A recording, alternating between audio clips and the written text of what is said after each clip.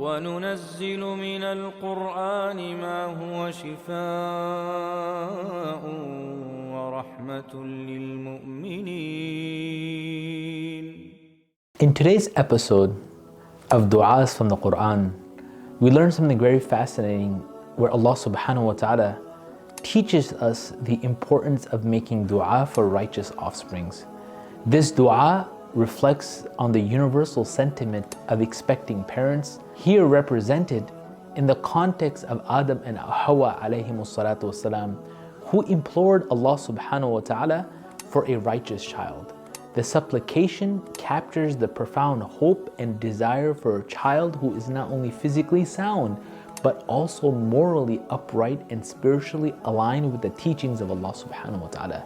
This dua is a heartfelt plea for the gift of righteous offsprings and righteous progeny. When you make this dua, remember it is important that when a child is expected to be born in a family, this is the time of making dua in this very manner taught to us in the Quran in Surah Al-A'raf, verse number 189, where Allah subhanahu wa ta'ala says, لَإِنْ آتَيْتَنَا صَالِحًا لَنَكُونَنَّ مِنَ الشَّاكِرِينَ. What does Allah say?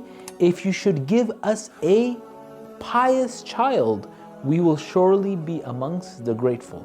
Allah subhanahu wa ta'ala reminds us that when you make dua in such a manner and you have a child about to be born in your family, this is the dua that a couple should be making.